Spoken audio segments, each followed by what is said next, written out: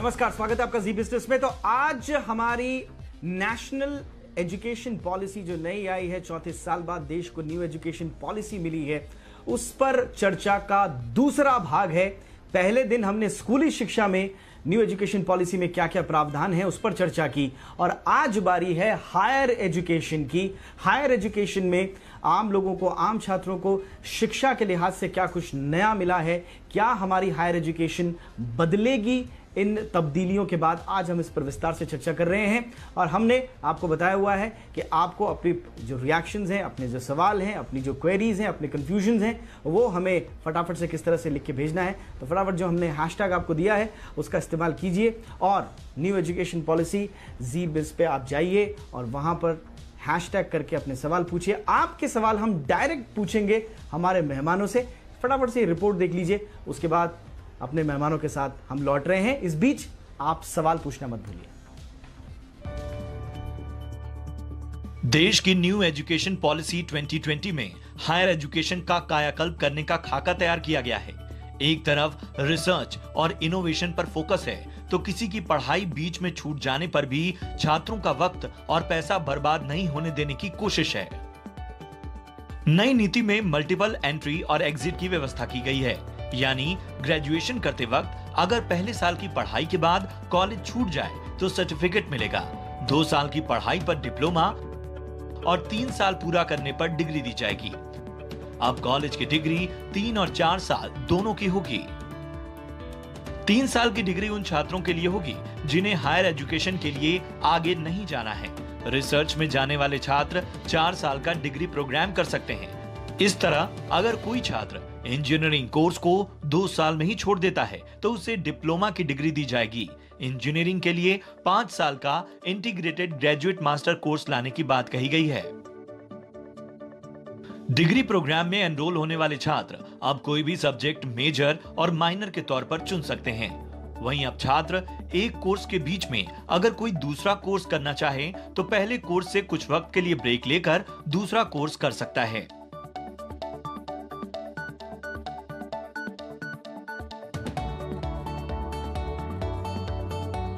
चौंतीस साल बाद आई न्यू इंडिया की नई एजुकेशन पॉलिसी में उच्च शिक्षा को लेकर एक बहुत बड़ा बदलाव हुआ है।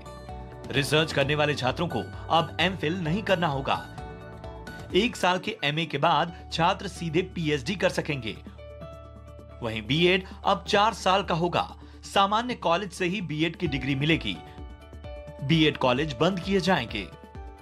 नई शिक्षा नीति के तहत यूजीसी, एनआईसीटीई, एनसीटीई को खत्म कर भारतीय उच्च शिक्षा आयोग यानी HECI बनाया जाएगा, जो सिंगल रेगुलेटर की तरह काम करेगा। हालांकि मेडिकल और लॉ एजुकेशन को इससे अलग रखा गया है। अभी तक केंद्रीय और राज्य विश्वविद्यालय, डीम्ड और प्राइवेट यूनिवर्सिटीज के लिए अलग अलग नियम हैं, लेकिन नई शिक्षा नीति में सभी के लिए एक जैसे नियम बनाए जाएंगे। इससे प्राइवेट यूनिवर्सिटीज की मनमानी रुकेगी और फीस पर नियंत्रण किया जा सकेगा। अगर कोई छात्र किसी विदेशी यूनिवर्सिटी या इंस्टीट्यूट में पढ़ना चाहते हैं तो उन्हें अब विदेश जाने की जरूरत नहीं होगी। नई शिक्षा नीति में टॉप की विदेशी यूनिवर्सिटीज, इंस्टीट्यूट्स को भारत में कैंपस खोलने की इजाजत देने की बात कही गई है। इनके अलावा IIT, NIT जैसे टेक्निकल इंस्टीट्यूट में अब इंजीनियरिंग के साथ आर्ट्स, ह्यूमैनिटीज जैसे सब्जेक्ट पढ़ाए जाएंगे। कॉलेज में एडमिशन के लिए कॉमन एंट्रेंस टेस्ट होगा। स्टूडेंट्स अब लोकल भाषाओं में भी ऑनलाइन कोर्सेज कर सकेंगे। देश में एक नेशनल रिसर्च फाउंडेशन यानी NRF का गठन होगा। 2030 तक हर जिले में या उसके आसपास एक उच्च शिक्षण संस्थान का लक्ष्य है। शिक्षा में तकनीक के इस्तेमाल पर जोर दिया गया है। नई शिक्षा नीति में स्टूडेंट्स के लिए नेशनल स्कॉलरशिप पोर्टल को बढ़ाया जाएगा। मौजूदा शिक्षा व्यवस्था में अभी 4 में से 1 छात्र कॉलेज की पढ़ाई करता है, लेकिन सरकार का लक्ष्य 2035 तक ग्रॉस एनरोलमेंट रेशियो को बढ़ाकर 50% करना है। नई शिक्षा नीति में देश के शैक्षणिक विकास को लेकर अगले 10 साल तक का लक्ष्य रखा गया है। ब्यूरो रिपोर्ट, जी मीडिया। चलिए, और आज हमारे खास मेहमान जो हमारे साथ जुड़े हैं, फटाफट से आपका परिचय आज उनसे करा देते हैं। हमारे साथ आज भी बहुत ही वरिष्ठ शिक्षाविदों का पैनल है।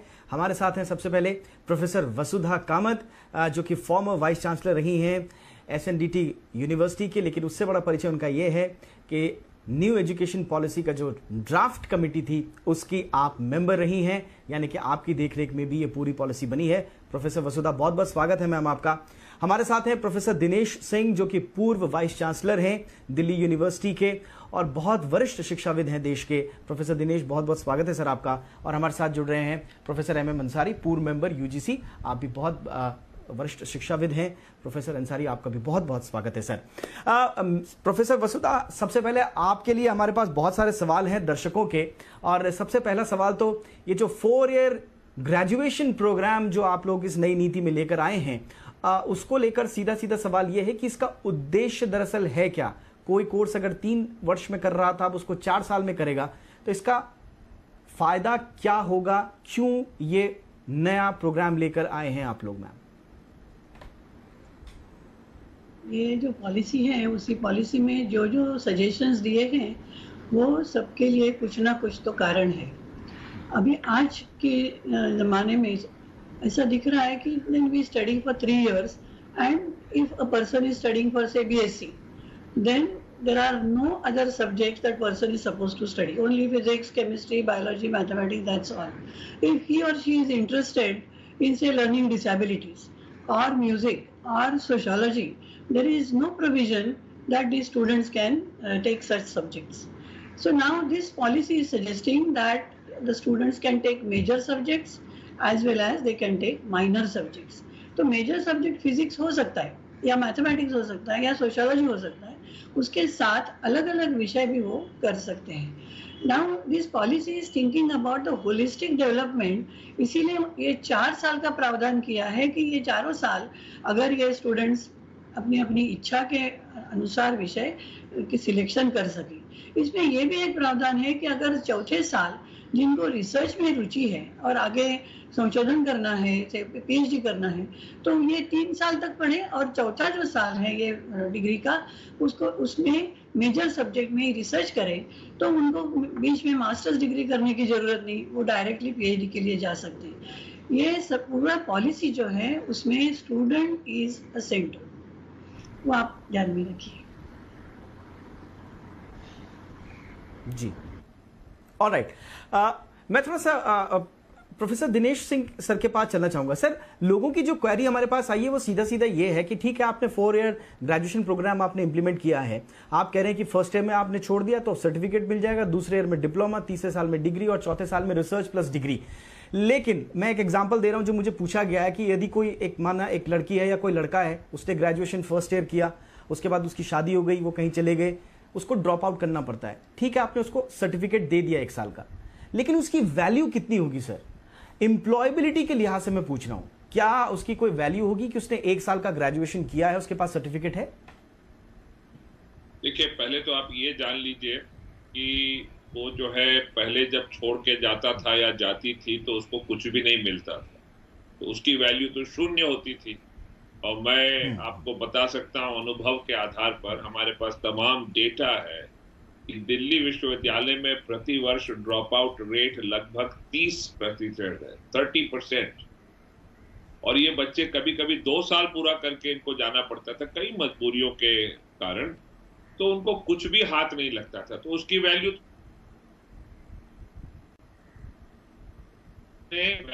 ठीक से बना के रखे जी। तो 3 वर्ष के भी सर्टिफिकेट की क्या वैल्यू है? कुछ भी नहीं अगर संस्था बेकार है। और अगर संस्था अच्छी है तो 1 वर्ष में आपने जो कुछ हासिल किया है ज्ञान के संदर्भ में, उसको वो अच्छी तरह से वहां स्पष्ट कर देगी कागज पे कि ये इस लायक बच्चा है, तो कम से कम अब उसके हाथ में तो कुछ लग गया, पहले तो खाली हाथ जाता था। तो ये वैल्यू है भाई, बहुत अच्छी बात है। ऑलराइट सर, प्रोफेसर वसुधा, मैं वापस आपके पास आना चाहूंगा। हमारे पास बहुत सारी क्वेरीज हैं, उनमें से एक जो रिलेटेड है क्वेरी, दैट इज आपने जो HECI का गठन करने की बात कही है, UGC, AICTE और NCTE खत्म करके अब आप higher education council of India बनाएंगे, इसकी जरूरत क्या पड़ी sir? Ma'am, UGC, AICTE, NCTE, ये जो 3 तरह के अलग अलग रेगुलेटर्स आप बोल सकते हैं, इनके होने से प्रॉब्लम क्या आ रही थी? उससे थोड़ा पहले मैं दिनेश जी ने जो कहा उसमें थोड़ा ऐड करना चाहती हूँ कि इसमें ये एक नया विचार भी है कि जो क्रेडिट्स अभी 1 साल कोई पढ़ता है तो उसको 40 क्रेडिट्स मिलते हैं, एक सेमेस्टर में 20 क्रेडिट। अगर 2 साल से छोड़ के जाता है तो 80 क्रेडिट्स हैं, लेकिन वो पूरे क्रेडिट एकदम उसमें कुछ मायना नहीं रखता। इसीलिए अभी सजेस्ट किया है कि academic bank of credits create करे, ABC, और उसमें उनके क्रेडिट्स रह सकते हैं। अगर वो 2 साल के बाद आता है या आती है तो वो क्रेडिट्स उनके हैं, वहाँ 40 क्रेडिट है, 80 क्रेडिट्स है, उसके आगे वो जा सकता है। I think this is a great news for the students who really study but then they don't get anything in return. Now coming back to your question, the higher education council of India. yes जी बताइए।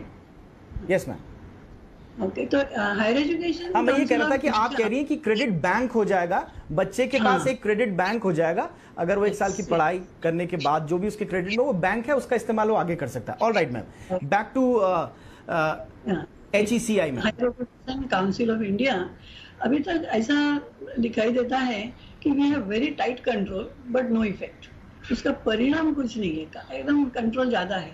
इसीलिए अभी ये policy ने suggest किया है कि light but tight ऐसा control रखिए, इतना मत रखिए कि कुछ कोई कर ही नहीं पाएगा। इसीलिए, और दूसरा ये देखा गया कि 1 ही या 2 ही संस्थाएं सभी पूरा नियंत्रण कर रही है और फंक्शंस बहुत है।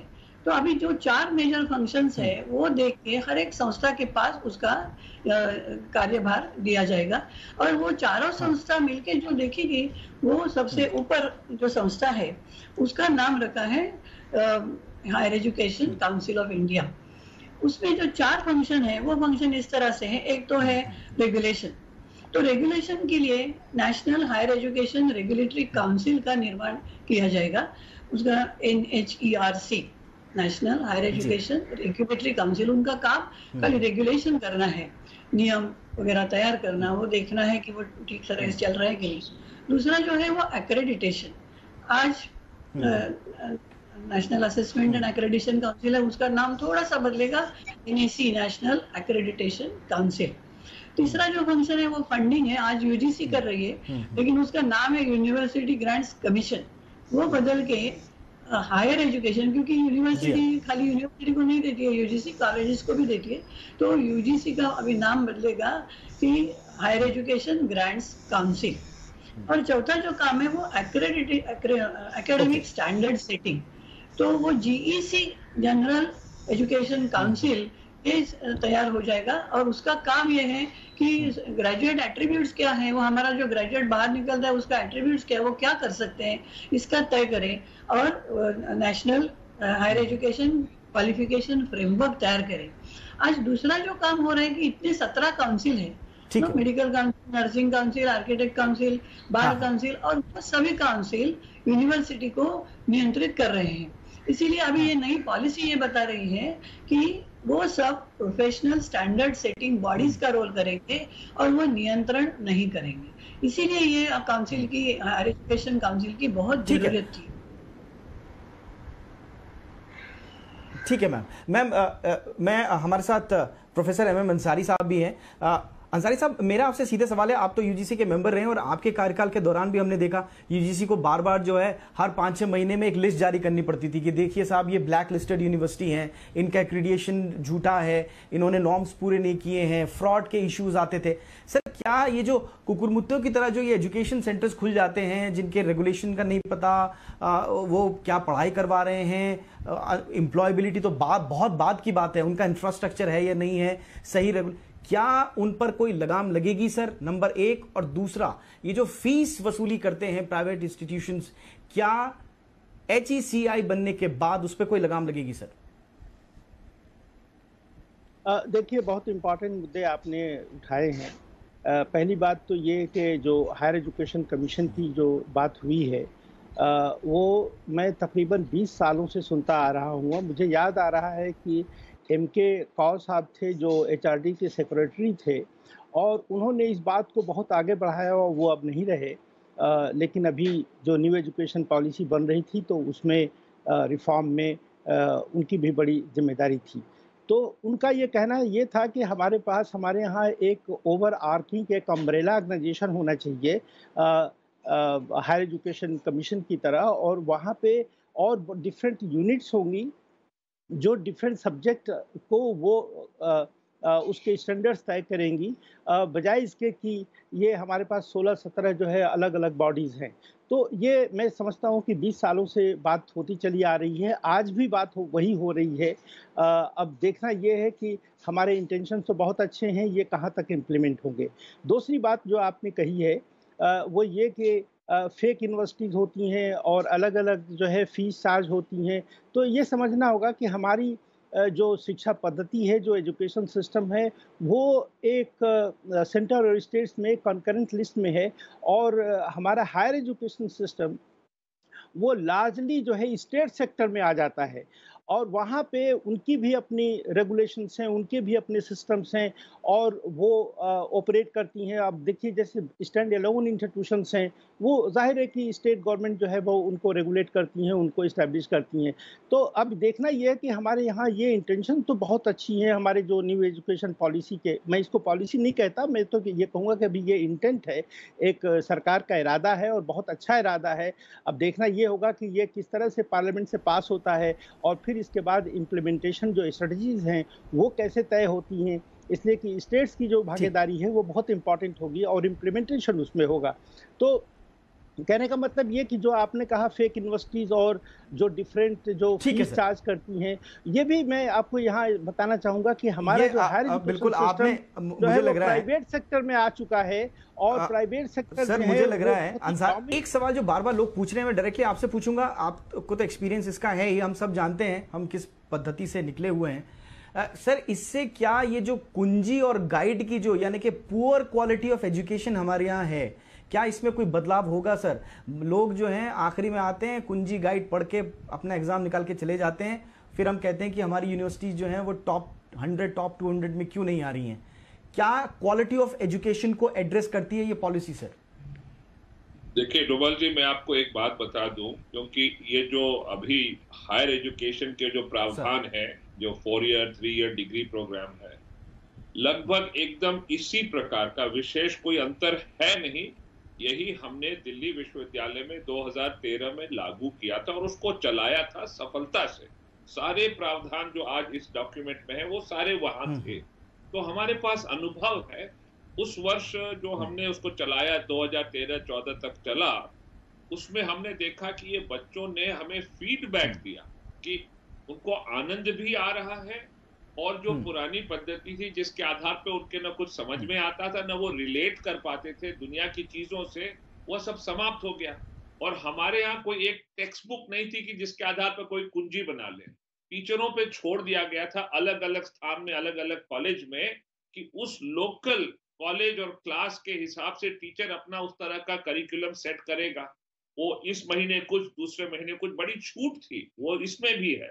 तो ये कुंजी वुंजी ये सब तो अपने आप समाप्त हो जाएगा। देखिए अगर आप बच्चों को सक्षम रूप से इस प्रकार का जो है प्रशिक्षण देंगे तो फिर वो इसमें आनंद लेते हैं और वो जानते हैं, जिज्ञासा उनकी बढ़ती है, अपने को ऊपर उठाना चाहते हैं। हमारे अंडर ग्रेजुएट्स ने उन 2 वर्षों में रिसर्च पेपर्स, स्टार्टअप्स और पैटेंट्स निकाले हैं। इतना तो मैं इसका पूरा समर्थन करता हूं और आप इन चीजों से डरे ना, कुछ ऐसा होना नहीं चाहिए।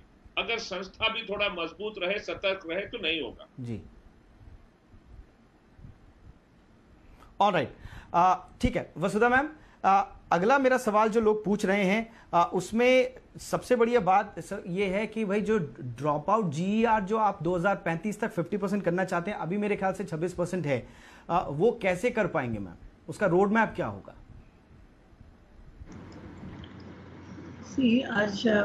आज का जो GER है, आपने कहा कि 1823 साल के बच्चे जो हायर एजुकेशन में होने चाहिए, उनमें से सिर्फ 26.8% are in higher education. And now the policy envisages that this will grow to 50% by 2035. 15 साल में ये बढ़ेगा. इसमें डिस्टेंस एजुकेशन की भी व्यवस्था करनी चाहिए. लेकिन ये जो मल्टी डिसिप्लिनरी यूनिवर्सिटीज़ का जो सजेशन दिया है पॉलिसी में, वो ऐसे छोटे छोटे कॉलेजेस का नहीं है. 5,000 से 25,000 तक स्टूडेंट्स के बड़े बड़े कैंपस होने चाहिए, और वो कैंपस में स्टूडेंट्स वहाँ रहेंगे, उनके लिए सभी व्यवस्था करेंगे. लेकिन वो व्यवस्था ऐसे झट से 1 या 2 साल में होने वाली नहीं है. लेकिन अगर हमें भारत को सुपर पावर बनना है तो वो खाली हायर एजुकेशन का स्ट्रेंथनिंग करके ही होना है. जो ऑफकोर्स स्कूल एजुकेशन से ही लोग हायर एजुकेशन में आएंगे, लेकिन जैसे हम हायर एजुकेशन में इनोवेशन आएंगे, जैसे अभी दिनेश जी ने कहा कि इनोवेशन ला सकते हैं और बच्चे भी उसका आनंद ले सकते हैं और आउटपुट दे सकते हैं, provided you organise it very systematically and your planning is good. So super power बन सकते हैं, लेकिन ऑलराइट, मैं सॉरी, मैं आपको इंटरप्ट कर रहा हूं क्योंकि मैं चाहता हूं कि ज्यादा से ज्यादा लोगों के सवाल हम फटाफट से ले लें. मेरा अगला सवाल प्रोफेसर अंसारी के लिए रहेगा. प्रोफेसर अंसारी, सोशल मीडिया पे लोग पूछ रहे हैं एमफिल क्यों खत्म कर दिया, क्या फायदा होगा इससे? ये सही सवाल है. आखिर वो एमफिल कहाँ करते और कैसे करते, इसलिए कि अगर आप रिसर्च इंफ्रास्ट्रक्चर देखें यूनिवर्सिटीज़ में तो वो बहुत पुअर है. और इसके हवाले से मैं ये भी आपको बताना चाहूँगा कि जो ये 4 ईयर प्रोग्राम बनाया है, ये जो अभी जो प्रोफेसर दिनेश सिंह साहब ने बताया और उन्होंने अपने यहाँ इम्प्लीमेंट भी किया, लेकिन उसके हवाले से मैं बताना चाहूँगा कि ये हायर एजुकेशन कमीशन तो बना लेंगे, लेकिन यूजीसी का एक ऐसा प्रोविज़न है आर्टिकल 20, जिसके तहत एमएचआरडी ने यूजीसी को डायरेक्ट किया कि ये हर हाल में इस प्रोग्राम को स्क्रैप कराइए, वरना दिल्ली यूनिवर्सिटी की फंडिंग बंद हो जाएगी. और वो ऐसे हुआ कि उससे पहले आप सरकार ने और बीजेपी गवर्नमेंट ने दोनों ने अपने इलेक्शन मैनिफेस्टो में ये बात ले आए कि इस 4 ईयर प्रोग्राम को ये स्क्रैप करेंगे. ये बड़ी अच्छी बात है कि ना सरकार ने इसको स्क्रैप कराया, उसको ये इन्होंने बहाल कर रहे हैं. लेकिन ये प्रोग्राम सिर्फ वोकेशनल और टेक्निकल एजुकेशन में ज़्यादा कामयाब होगा. और इसमें जैसे लोंगवाल इंस्टीट्यूट है ये पंजाब में, वहाँ पे वो टेक्निकल जो कोर्सेज हैं वो फर्स्ट ईयर जो है सर्टिफिकेट देते हैं, सेकंड ईयर जो है डिप्लोमा दे देते हैं, और तीसरी चौथे साल में वो उनको इंजीनियरिंग की डिग्री मिल जाती है. लेकिन हमारे यहाँ ज्यादातर जो बच्चे हैं वो आर्ट्स, मैं प्रोफेसर दिनेश सर के पास चलता हूं. वहाँ पे वैलिड नहीं. मैं एक बात और मैं जल्दी से कह दूं आपको कि ज्यादातर जो हमारे यहाँ अंडर ग्रेजुएट एजुकेशन हो रही है वो कॉलेजेस में हो रही है, रूरल इंस्टीट्यूशंस में हो रही है, जहाँ पे कोई रिसर्च के कराने के लिए वो टीचर्स ही नहीं है. वहाँ तो न तो फैसिलिटीज़ है, न तो वो एक्सपीरियंस है. और ज़्यादातर जो ये प्राइवेट इंस्टीट्यूशंस है, अब वो कोविड का थ्रेट इतना आ गया है कि बहुत सारे प्राइवेट कॉलेजेस ने टीचर्स को निकाल दिया है. तो सवाल ये है कि ये 4 ईयर प्रोग्राम जो है वो आर्ट्स, साइंसेज और कॉमर्स में क्या लागू होगा. अगर होगा तो 4th ईयर में जो बच्चे रिसर्च से अपनी डिग्री को लेना चाहेंगे कि क्या वो हमारे यहाँ रिसर्च टीचर्स हैं जो उनको ये काम करा पाएंगे. ये बिल्कुल यही एक सवाल है. प्रोफेसर दिनेश सर, बिल्कुल आप इस पे भी रिस्पॉन्ड करें सर संक्षेप में. और इसी से रिलेटेड एक सवाल भी है, उसका भी आंसर दे दें कि अगर मैंने एमए कर लिया है तो क्या मैं, या इस पॉलिसी के इंप्लीमेंट होने के बाद एमए करने के बाद पीएचडी कर सकते हैं, या ग्रेजुएशन के बाद ही पीएचडी होगी? ये लोग पूछ रहे हैं.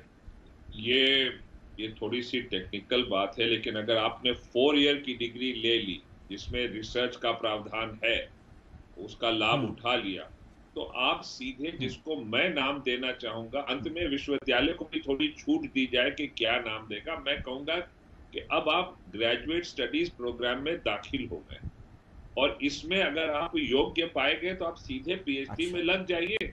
नहीं है तो कुछ कोर्सेज लेते रहिए, क्रेडिट बना लीजिए. एक मास्टर्स की डिग्री 1 वर्ष में पूरी हो जाएगी, वो ले लीजिए, फिर पीएचडी के योग्य हो जाएंगे, कर लीजिए. तो ये थोड़ी फ्लेक्सिबिलिटी संस्था पे भी छोड़ देनी चाहिए. मुझे उम्मीद है कि देखिए, पॉलिसी का दायित्व ये नहीं होता है कि आपको हाथ पकड़ के कलम लेकर और लिखना सिखाए कि अब क लिखो, ख लिखो. वह एक आपको विजन दे देता है.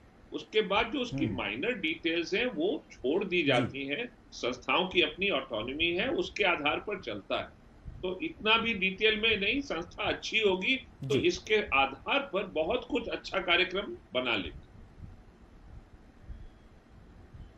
ठीक है, आखिरी सवाल प्रोफेसर वसुधा, एनईपी लागू कब होगा मैम? क्या आप लोगों ने, सरकार ने कोई लक्ष्य रखा है? 1 साल, 2 साल, 5 साल, 10 साल? संक्षेप में मैम। इसका implementation is a big issue. So in the policy it is suggested that there are many transformational things are suggested, and for everything a small roadmap is given, including the year. Now, for example, we said in school education this national curriculum framework should be ready by 2020-21. Like that, at every new idea, it is suggested that this should be done, this may be done within 10 years, within 15 years. So now, for example, affiliation system should be stopped, but suddenly you cannot stop it. So 15 years are given. Okay. Within those 15 years, all colleges should become autonomous. So every suggestion has all its right. own time frame. जी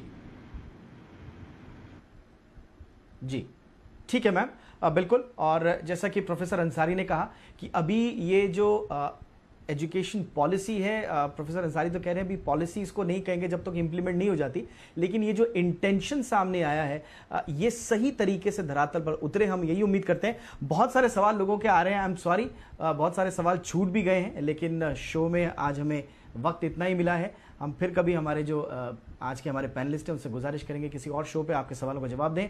फिलहाल जितने भी सवाल आपको समझ में आए हों, हम उम्मीद करते हैं वो आपको हेल्प करेंगे। बहुत बहुत शुक्रिया प्रोफेसर वसुधा कामत वक्त निकालने के लिए ma'am. Professor M M Ansari साहब, बहुत बहुत शुक्रिया सर आपका। प्रोफेसर दिनेश सिंह, आपका भी बहुत बहुत शुक्रिया हमारे साथ जुड़ने के लिए। हमारे तमाम दर्शकों का भी बहुत बहुत शुक्रिया, धन्यवाद।